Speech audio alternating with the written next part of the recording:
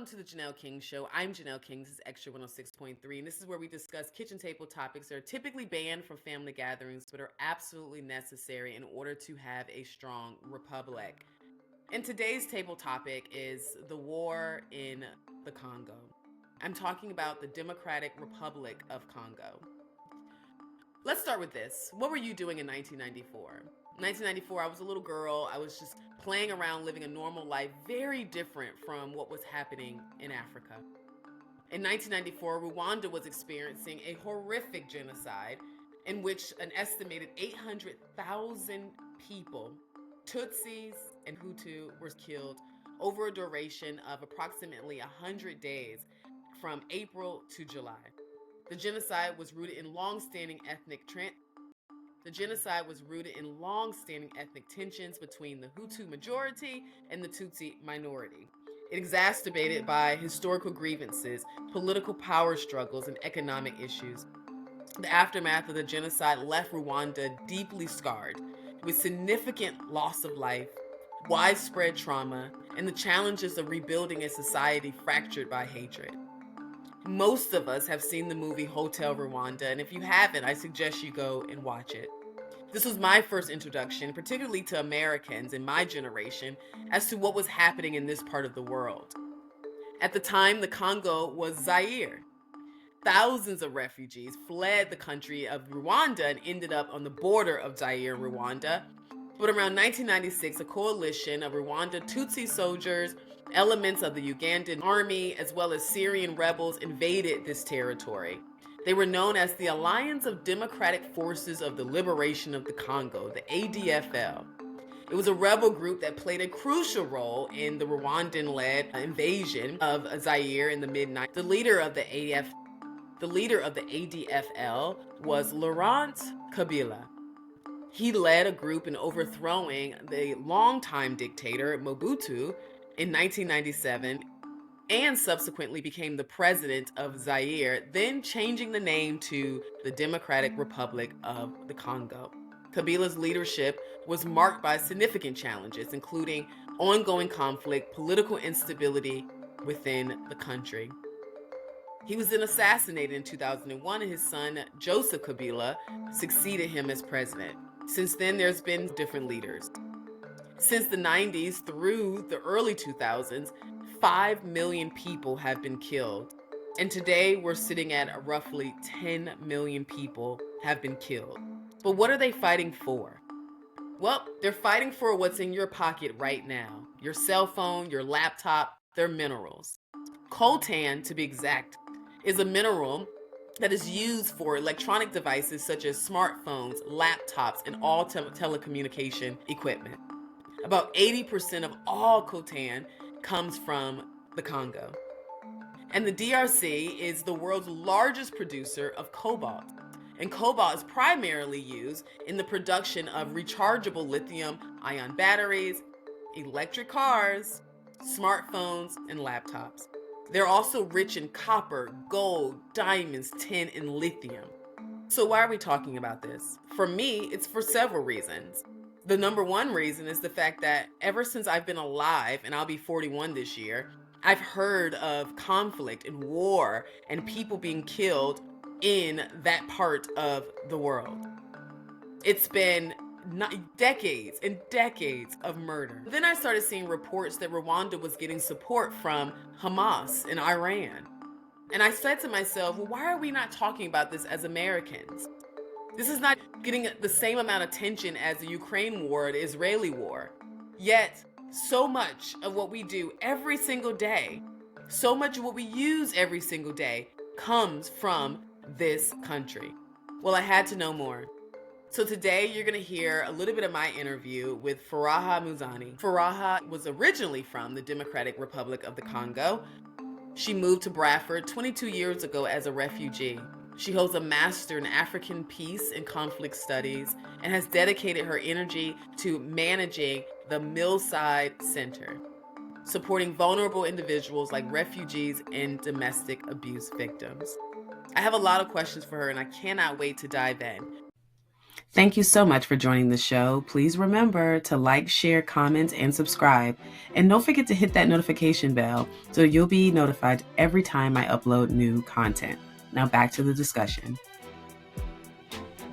Let's just start with the light conversation, which is what's special about the Congo? What's something we don't know that you would like to share?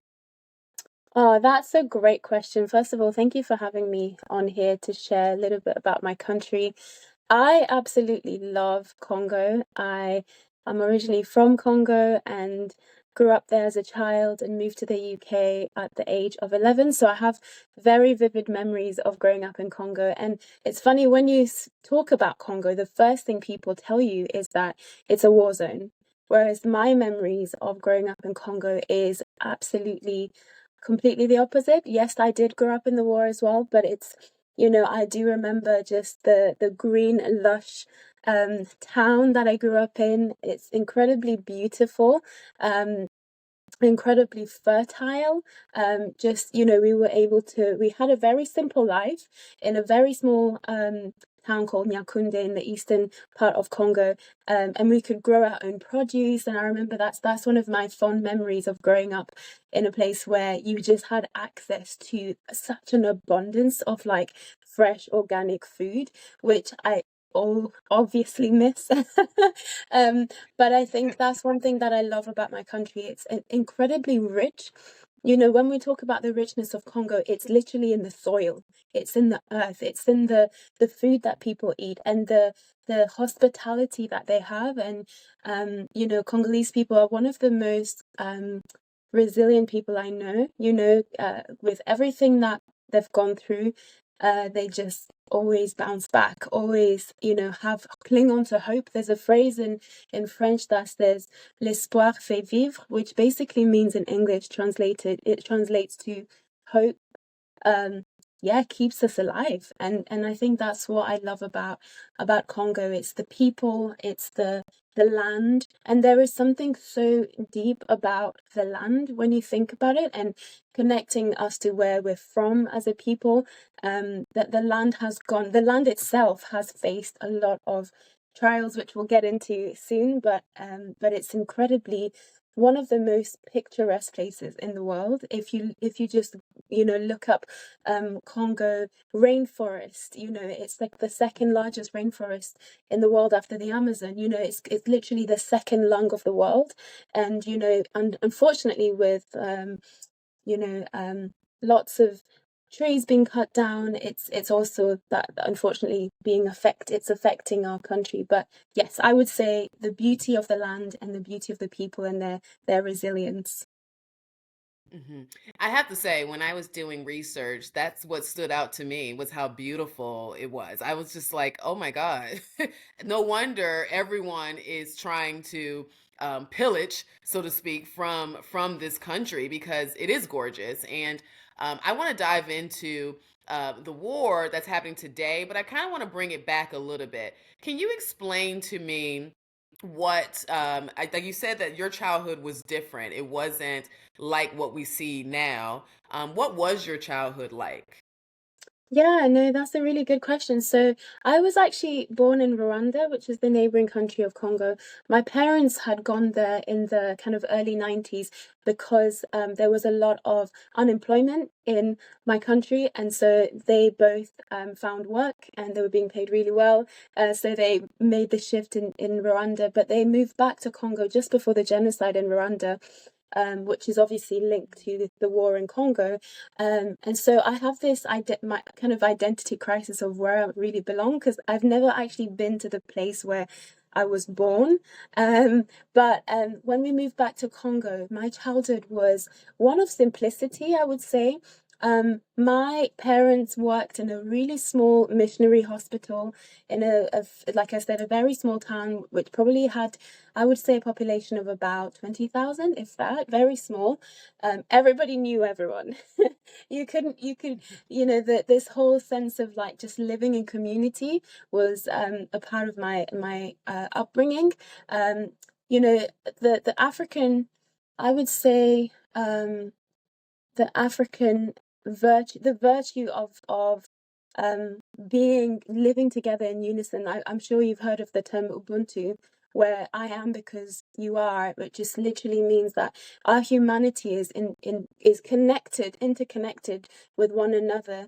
And so, when one person grieves, I grieve because they're connected to who I am. So that was my kind of upbringing, very simple. And my parents would often bring people to live with us. It was a very open door policy in our house. We always had random people who would live with us for months and sometimes years, and they just had this kind of sense of overflowing generosity with people around them. They had very little, but they constantly shared what they had with others, just living with that sense of like gratitude for what they had. I mean, fond memories of growing up is like we had like 5 mango trees around our house. So obviously, as a child, I remember climbing those mango trees and just sitting there under the sun and eating mangoes all day after school, and playing, the kind of abundance of playtime. And that's something that I think when we moved to the West, I realized that we missed that. Like, we don't really play as much as people back home, because even though we didn't have toys, we didn't have access to physical the technological things that we have today, which we think is important.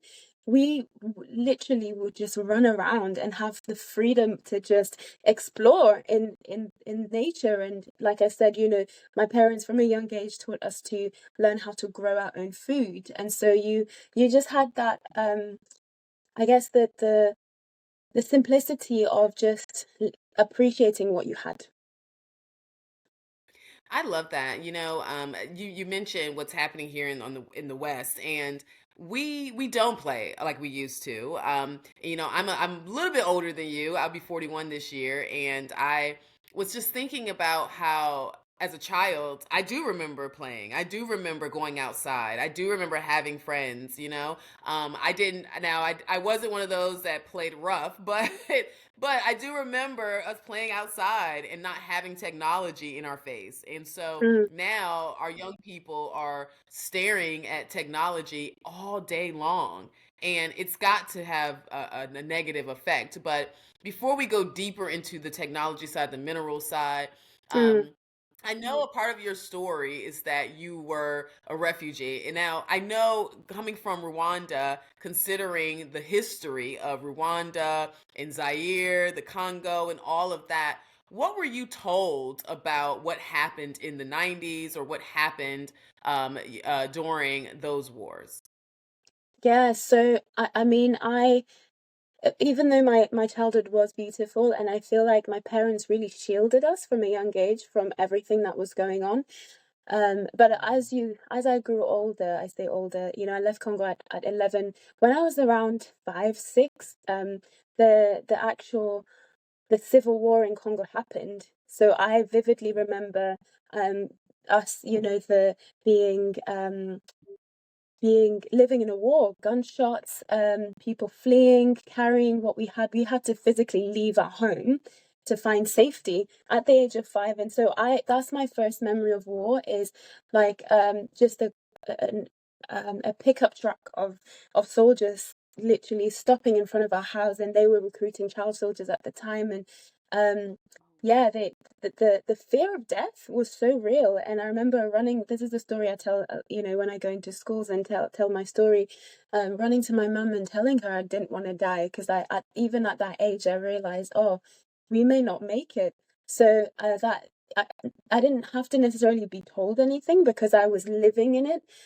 So even from a young age, when you experience war, you are forced to grow up so much quicker than other kids who are not exposed to that. So obviously would ask a lot of questions. I would ask my parents, why is it that we're living in such, precarious situation, and what was going on, and who these rebels were, and what they wanted. I was a very curious child, and I would always ask the questions. And obviously my parents, being wise, didn't tell me everything, because I couldn't really fathom it at the time. But even while we were in hiding, the play continued. So you'd find us still on the playground, it's interesting, actually. The kind of play would be us pretending to be soldiers and trying to kill other people. So it's what I was exposed to actually then became how I would even experience play. So yeah, so I think that was the sporadic nature of kind of everything being stable, and then it wasn't, and then we'd have to run away and come back home. So it was very um unsettling, and we spent a lot of time away from home and a lot of time in hiding.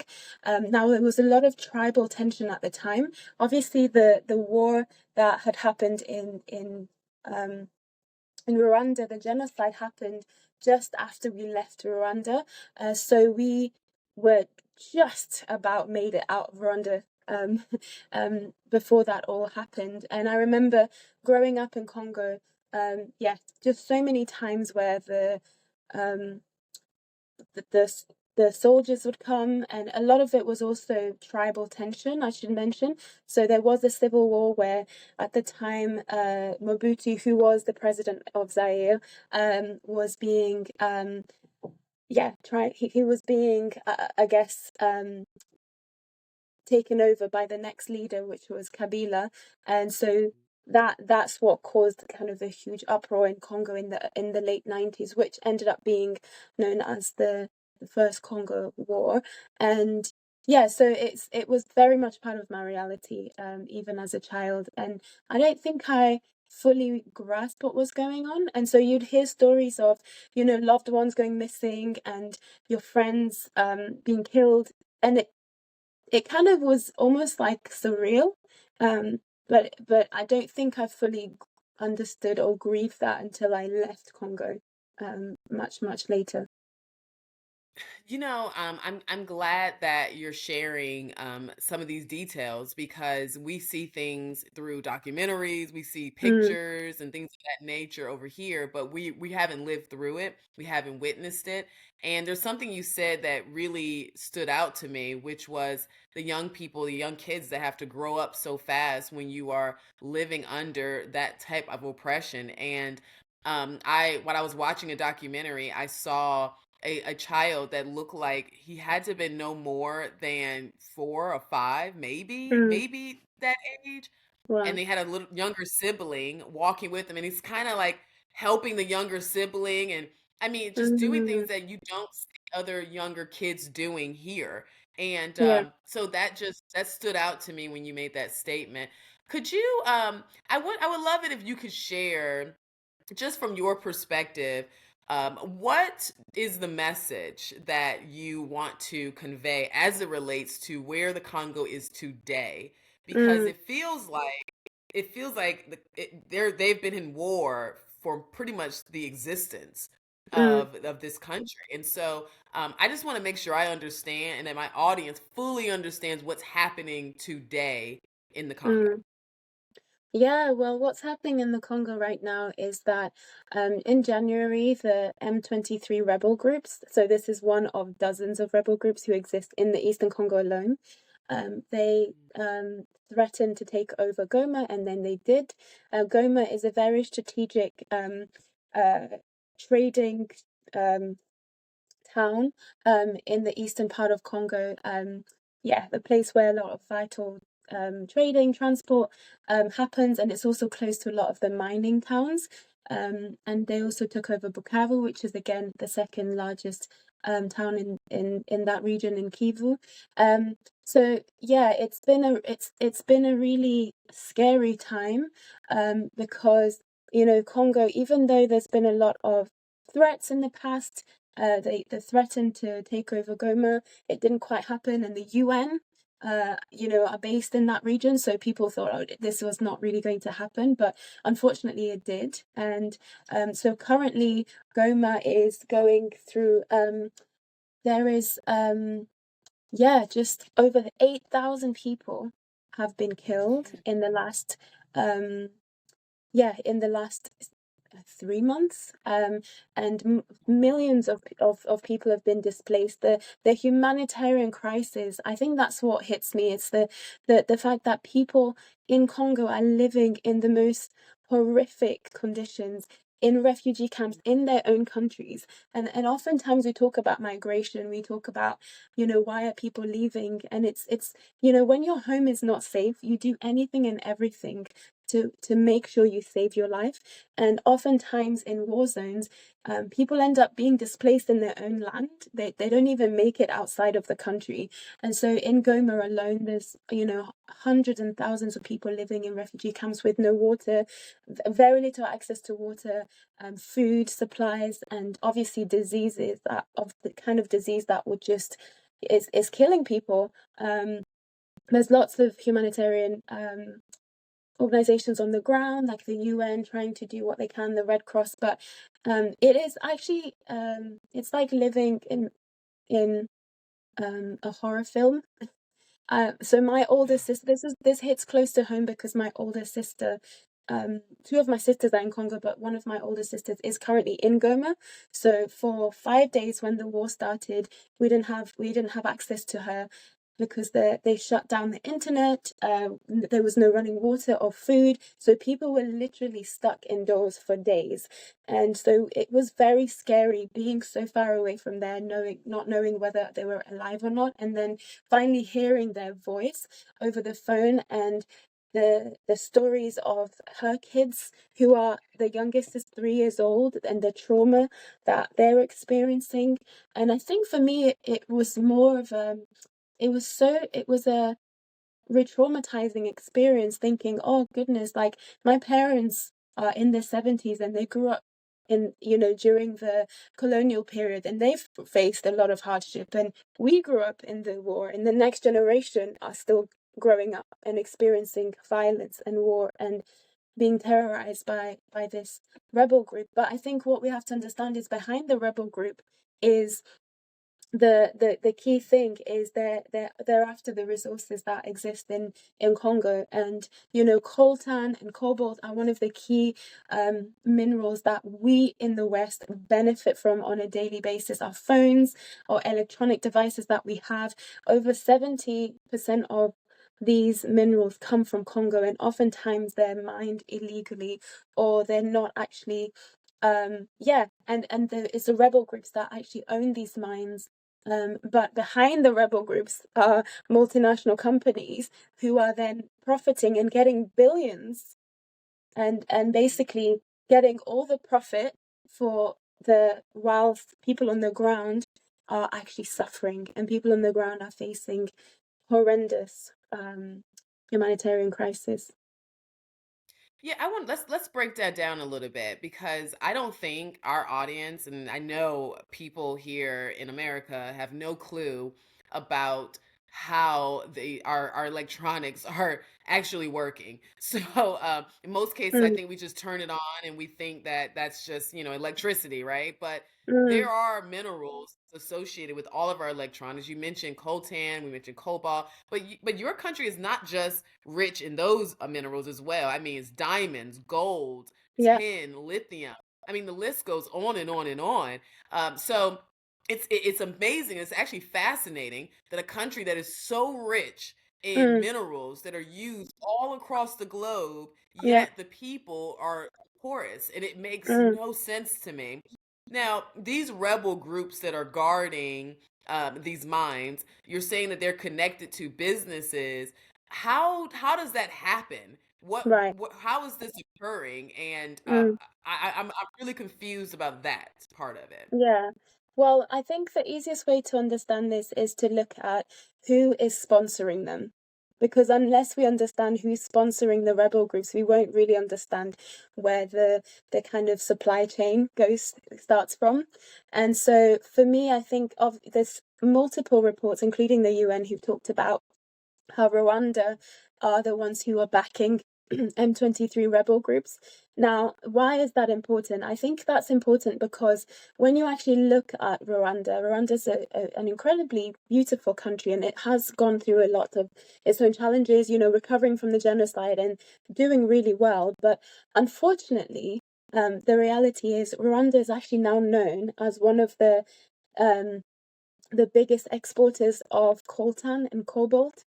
And now, if you look at their Rwanda does not have any of those minerals in their actual earth. So you're thinking, well, let's do the maths. If they don't have cobalt or coltan or all these minerals, well, where are they getting it from? And how are they the ones now getting all the profit? Being the first ones to export it. Of the thing with Congo is because it's such a failed state, and because it's such a broken society, and because it's such a huge country, it's the size of Western Europe. Like, I think people to kind of wrap your mind around this, it's you have to really get Congo is the second largest country in Africa. It's neighboring by 8 countries. So Rwanda's only one of them. And because it's so unstable, the border is so porous, anyone can come in and out and do anything. As long as you have money and you have access to a gun, you can do pretty much anything within reasons, obviously. But I think Yeah. so Rwanda backing the rebel groups because they're profiting. There are specific most of these mines now, there are small airfields that they don't even need to go through kind of roads. They just grab what they need and it goes next door and they deal with what they deal with and export it out. So this is what's actually going on. This is a reality. And obviously, I'm sure you've seen Paul Kagame, the president of Rwanda, being interviewed, and he's denying knowing whether his country is supporting the rebel groups, but it's so evident. Even some of the people who are being found to be a part of the rebel groups who actually are in Goma right now, most of them don't even speak Congolese languages. So you're thinking, well, where are these people, young people, coming from? They barely even understand the basic language in Congo. So they're not Congolese people. Of course, some of the Congolese people are also being integrated into the army because, yes, there's a lot of high unemployment. And when young men are doing nothing and there's an opportunity to gain a little profit here and there, they join the army because what else do they do? So I'm not saying that all of the army are from Rwanda, but the majority of them are, or they're being backed by Rwanda for their own gain. I think that's one of the ways of understanding it. And obviously beyond that, even when you look at the cobalt crisis, is the most of those who are the companies that are controlling the mines in the kind of southern region of Congo is actually Chinese companies. So what we see is now neo-colonialism. Now Chinese companies are the ones who are physically on the ground, and oftentimes they'll only send one representative or a few, but they will use local people to be their dealers. To do their dirty work, and that's what multinational companies do. They won't physically be on the ground. It's not like Apple will say, yes, we are one of the people that are, we use conflict minerals in our, latest iPhone. And of course they're not going to say that. But what they will do is use people on the ground to get what they need. And therefore, it's so on the kind of on the face of it, it's very clean energy. It's everything is, it's safe, but is it? And I think as consumers, in the West, we're so we need to be so careful to I think we need to stop being ignorant and realizing that so many luxury things that we have is there is always on the other side of that thing that you have there's exploitation going on and we have to be Yeah. able to do our own research and challenge the system and say, do you know what, I don't want to be a part of this. I think one of the ways I always tell people, sorry if I'm jumping the gun here, but is one of the ways you can be an activist in this fight for raising awareness about the situation in Congo is to realize that you have a piece of Congo in your pocket. If you have a phone, you have a piece of Congo. If you have an iPhone, if you fly, you travel around the world, all these airlines, the latest AI is the next thing. Batteries are needed to make so many things that we have in our homes function. And so why not use the very things that you're benefiting from in Congo to also share what's going on and actually say you don't need new iPhones every year. Use what you have until it dies. I totally agree. Mm, I am not a fan of iPhones. I am an Android girl, and I cannot stand when it starts slowing down to try to force me to mhm, get a new phone. because it always feels like it's too soon. And Yeah. you're right. We are very materialistic here because we're consumers. Uh-huh. And I always say that, while I love my country, I'm grateful for America, and I'm grateful for the peace that we have, or that it appears that we have. We do need to wake up as a society. We need to Mm, pay attention to what's happening globally and how it connects to us. I think a lot of times we just disconnect from it, right? It's like, oh, that's happening mm, over there, and yeah. that's not necessarily happening to me. But if everyone's phone all of a sudden stopped working, then Right. I think we'll start paying attention. And it kind of reminds me of when I would say about a decade ago, when it all kind of was exposed about what was happening with diamonds, right? And the whole Mm, blood diamond came out and all that stuff, and it showed us what was really happening in order right. to get diamonds. Mm, And I know it really did something to my generation, because I know our generation are the generation now where they're into the lab grown diamonds now. They're into moissanite and just not yeah. really trying to purchase Yeah. diamonds because of Yeah. that. Mm, So I'm hoping that this conversation, other conversations, are going to kind of spearhead people waking up to what's happening mm, with other minerals. So, as from your perspective and the work that you're doing, how are or maybe I should ask, why is it that the government doesn't see taking care of their people, even on a basic level, as mm, beneficial to in this fight? I'm confused about, where is the Congolese government? Is it now just completely ran by Rwandans, and that are anti helping the people, or what's mm, happening there? mm. Yeah, no, honestly, that's one of the biggest bemusement of this whole thing, because the Congolese government is so I guess, again, going back to the point of how big Congo is, the Congolese government are nowhere to be seen. The war in the east is almost happening like it's in a different country. And the capital is, I guess, 2,000 miles away from there. So it's very far. And so in order for them, the government to even control what's going on in the east, it's impossible. I think even now, the army, Congolese army, are underfunded. They're not trained. They're not invested in. So as soon as M23 Rebel came in, they were running because they didn't have all the ammunition to even fight. So this is how weak the Congolese state is, unfortunately. Now the president himself appears to be trying to do something to help seize the war. He's currently, in Qatar with the Rwandan government, going through a peace talk to try and bring this whole thing to a halt. But I think for me, I think the Congolese government are part of the problem, because they don't fully they don't do enough to actually safeguard their people, to protect their locals, and also even to respond to the crisis that's going on. It's those who are on the ground are international companies. It's the UN, it's the Red Cross, it's the people who have to fly in to help those who are in need. Now, Congo is incredibly rich, as we've just said. Now, Congo should be one of the richest countries in the world, with all of these minerals, which is worth over trillion, like 30, 40 trillions of dollars. And that's minerals alone. And, so you think, if we had strong leaders, if we had leaders who actually understood how vital leadership is to utilize these minerals to then, advance the country, Congo would be so far. But unfortunately, the mismanagement of the funds, and Congolese people themselves being the ones who are giving the deals to the dealers, or what they get is, it goes straight in their pocket.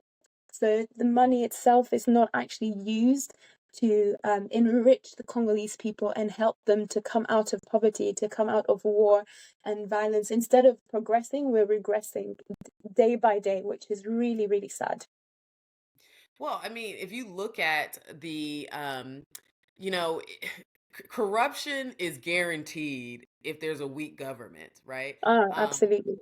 red tape, bureaucracy, it's going to lead to corruption. And it's funny because I look at it I look at it a little different than I did prior to really doing research, because Mm, there was a time where, people would just say, particularly we hear this when it comes to Nigerians, right? They'll say, mm, "Oh, the Nigerians are doing these things and doing stuff under the table or whatever." But I was listening to someone who was from Senegal, and she mm, was talking about how, whenever if I'm trying to start a business, but you're charging me $100 for a mm, notary, and then you tell me I have to get every page notarized. Of course, there's going to be under the table deals happening, right? I mean, you mm. kind of force the people to have to Yeah, figure out how to be their own government, yeah. and that's always a problem. Mm, So I definitely see the cycle of abuse, and it almost feels like, or would you say that the Congolese government is reaping benefits from just kind of staying out of it? Do you think that they're being paid off to a certain degree? um, that's a good. I mean, I think for me personally, I just think it's the Congolese government itself is they're just puppets of these of Western governments, because we have to realize that the West has always benefited from African countries and developing countries because of these minerals that they have in their countries. And for me, I think the we can't really disconnect what's going on in Congo with global politics, because I think that that's one of the key things that's happening behind the scene in my mind, because when you look back at the early 60s, when Congo finally gained independence after the colonial period, and we had one of our first prime minister, Patrice Lumumba, who most people have probably heard of. He came onto, in power, and he said he had this passion for his country, and he said, I will do anything to protect Congolese minerals and Congolese riches to remain in this country to benefit the people. Within a year, he was assassinated, and Mhm. that's actually linked to even the politics in America, because the CIA were involved Oh, in I didn't killing know that. Patrice Lumumba. So look up that history. And Mm. so when we've had strong men come onto the scene and decide that they would do anything to protect the people, to help Congo move forward, they never go far. So there is a lot of that happening on the ground, where we have great leaders who come onto the scene who have a genuine desire to help Congolese people. They do not make it far, and they get so many opposition. Even when it comes to election, they face a lot of abuse. You know, it's really sad, and so it actually then it discourages people to even think change will ever come, because even those who dream to want to do something, you know you're going to sacrifice your life. Mm.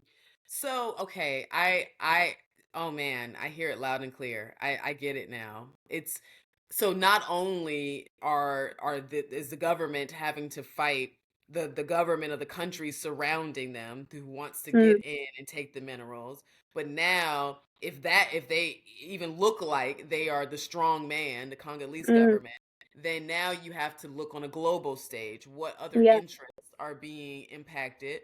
And then yeah, there's just no real connection to the people. So I just don't think people really care. And no. that's where it's a problem, you know? Mm. But I don't want to put words in your mouth. I want to know, what do you think, or why do you think this is not being talked about globally the way you see other wars, like the Ukraine war, the Mm. Israeli war? Oh goodness, that it just hurts. It pains me to even talk about this, because Congolese people are human beings just like everyone else. And I think there is unfortunately a global consensus that says that it's okay for over 5 million people, now it's even higher, probably 8, 10,000, 10 million people to Mhm. die in the heart of Africa, and for us to remain silent. Right. And we talk about the genocide, we talk about people being wiped out. this is literally what has happened over the decades in the Congo. But the reason why people are silenced is because, people that unfortunately it's never in the news, because there is an agenda that they don't want people to wake up to the reality of what is happening in Congo. And I always say that, for even if one person wakes up and comes to the realization of how they're benefiting from Congo and does something, that's a win for the people on the ground. So I think it's, the Western media is very selective about what they decide to showcase and what stories make it. I mean, even recently with a recent conflict, here in the UK, I don't even know about America, but it made the news for a few days, and that was it. So, we don't even hear about that. But as soon as something else happens, which unfortunately it's for people who do not look like us, it gets all the attention. So I think, we talk about Black Lives Matter, right? And this is literally on a huge scale. Say that. And Black lives, unfortunately, when it comes to media, it doesn't matter, And so I think for me, it's a real shame when I think about us as humanity and how far we've come and how we can treat certain conflicts, and we should never have to compare, because ultimately any innocent life being taken is an abomination. And I think, in the context of Congo, where that has happened in such a huge scale, and yet people are silenced, it's an atrocity. And I think for people to really grasp this, we have to go back to history. I love to read, and I don't know if I could leave people with one thing to do. If you're able to go and read King Leopold's Ghost, this is a really incredible book called King Leopold's Ghost, and it basically talks about King Leopold. I'll say it very quickly. So Congo was owned by King Leopold, who was the king of Belgium, and in the 1800s, when the European leaders came together to carve out Africa and choose which part they wanted to own, he decided that he, would have, Congo as his own personal property. So this king owned Congo as his own private property for 23 years, and within that 23 years, over 10 million Congolese people died. Oh. So when we talk about genocide and we talk about history, where is that even taught? Nowhere. And people don't even know this has happened. And only those who dig deep and research find out, wait, hold on. So this king exploited Congo and exported it, because what it is he realized that during the Industrial Revolution, he was lusting for power. And I use that word very strategically. A lot of this is because of greed and lust for power. And so whatever we want, what we will do anything and everything to access it. We don't care if people die. We don't care if there is enslavement, exploitation. And that's what happened. The Industrial Revolution was going on, and they found rubber in the Congo rainforest. So he did what he thought was wise in his eyes, and he said, I will take as much rubber out of Congo as possible. So he used Congolese people as slaves to get as much rubber, and if they chose not to do the hard work of getting all this rubber, they would chop their hands off and their limbs. So you have these photos in the late 1800s where you have these very haunting photos of siblings and family members with hands missing because they were not working hard enough. So I think this talks about when you've had a country that has experienced generational trauma and generational exploitation of local people, just for the gain of its resources, so that Belgium could be rich, so that Belgium could be seen as this huge, developing country. For me, nothing has changed. What we're seeing now is just a continuation of that kind of pillage, that kind of raping of the land, that kind of continuation of breaking down a country so that it can never ever be self-sufficient. Yeah, because if it's self-sufficient, then that means that you now have to pay the people. You now Right. have to, and you would think that the amount of money that's coming out of that country, that people would be happy to Mm, pay the people to do good business, or at least, try to help mm, establish some type of form of a society that where people can function in. That to me is wide open. It's almost mm. like it looks like it's just wide open for a corporation or somebody to come in and say, let's stop all the killing and let's like Yeah, create jobs. Why yeah. not create something that's sustainable? Mm, That's where I'm very confused. To your mm, point, it has to be just greed. It has to be. And I'm glad you brought up Black Lives Matter because um, I was just against the organization here in America because I don't think, and again, it goes back to understanding things from a global perspective. And in my right. opinion, I'm like, all the money you're raising for to just march in our streets to do nothing because we're not oppressed over here as Black Americans, Hmm, especially hmm, when you look at other countries. Why not take that money and put it towards helping, the Congo, put it towards mm, helping other countries where Black lives really are being treated as if they don't matter. That to mm, me is the real argument. And if that was the case, I would be behind it 100%. Like, let's go. Let's figure this mm, out. Let's help these people.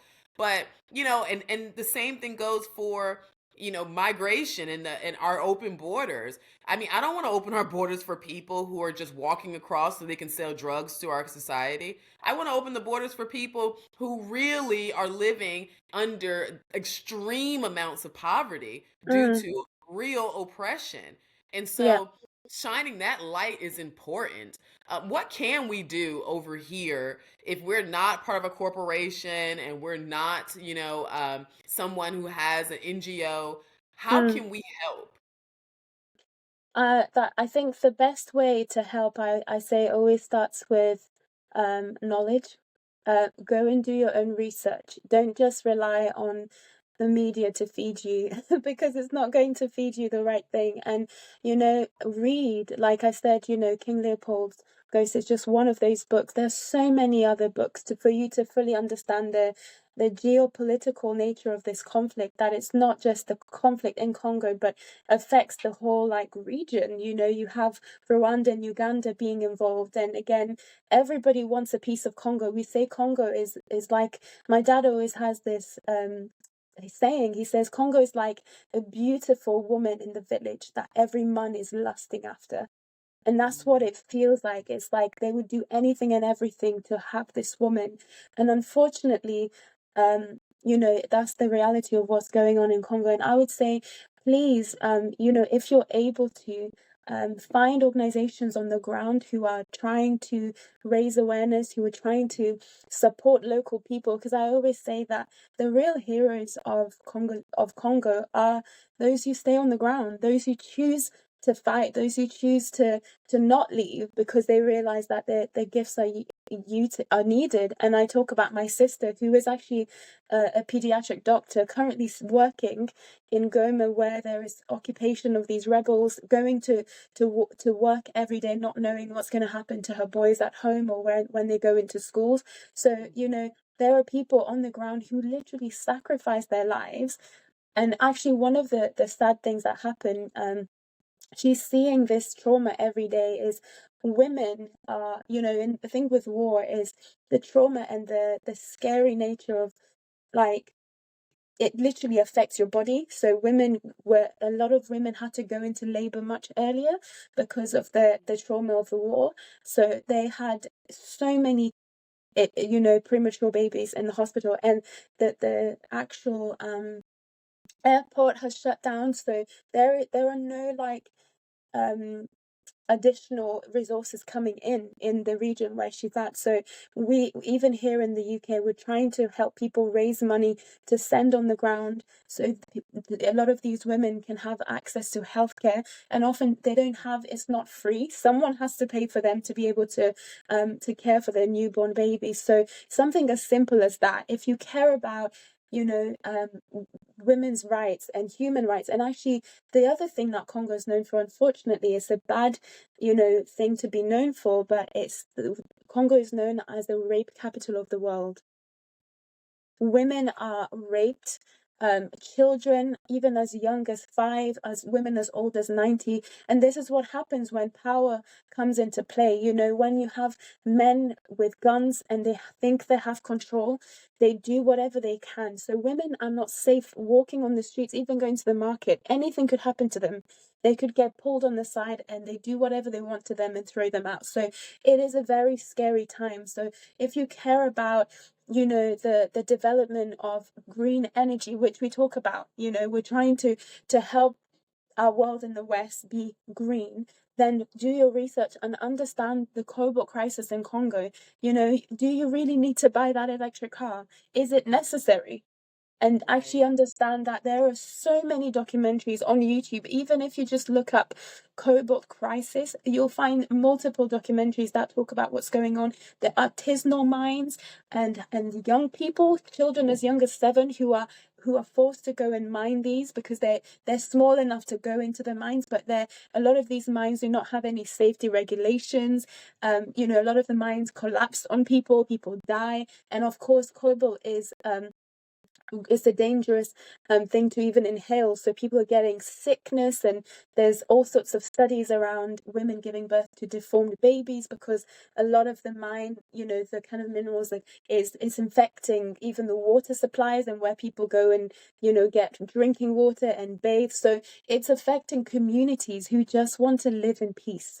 So if you care about human rights in general, you should care about the Congo. If you care about the environmental crisis, you should care about Congo because, as I said, Congo has the second largest rainforest in the world, the second lung of the world. And if the Amazon is in going through this devastation, we know what's coming to Congo, and it's already started to happen. So, you know, if you care about that, you should care about Congo. What's happening in the Amazon? I haven't heard about that. I mean, yeah, can you elaborate on that a little bit?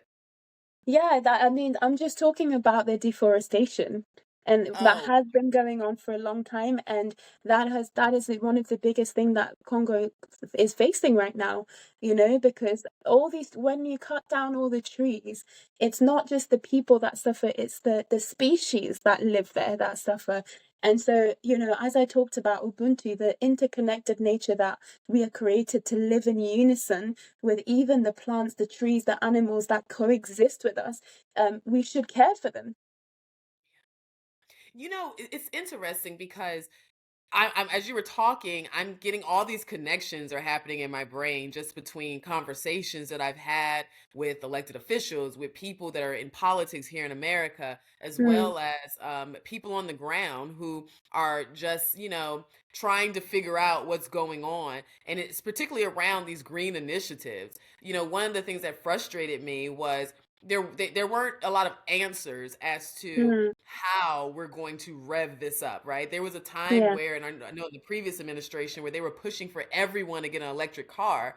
And Mm, I was totally against that, primarily because of the fact that people just can't afford the upkeep, right? I mean, it no. just doesn't make sense. However, they were pushing it so heavily. And in my mind, I'm thinking, well, how are we going to mass produce? Like, how are we going to produce this quickly for all these people? And if we were doing that, then that goes back to the conflict, right? Because now Mm, you have to now mine more, you have to get more, you there have we to go. sell more.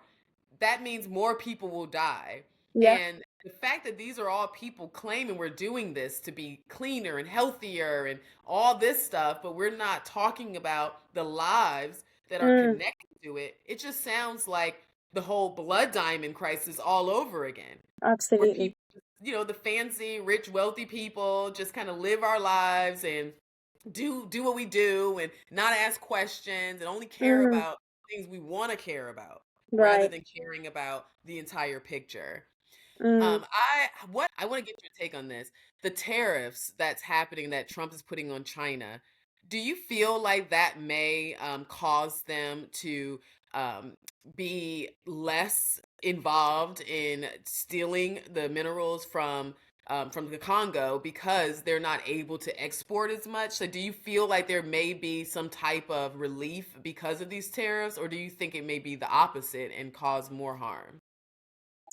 Yeah, do you know, I think I don't think that will affect Congo directly just because those who are exporting the minerals are not even Congolese people, Right. unfortunately. So I think it's yeah, it's probably just for their own benefit. Like I said, most of the companies, Chinese companies on the ground, they have direct access to the mines. So Mhm. But if we whatever they're stop doing, buying right, it, you know, exactly. or we find it somewhere else, or we just do good Mm, business. And that's yeah. what I want to close on. I want to encourage people, first of all, I want to encourage you to develop a relationship with God because as human beings, we are evil because of just how we are.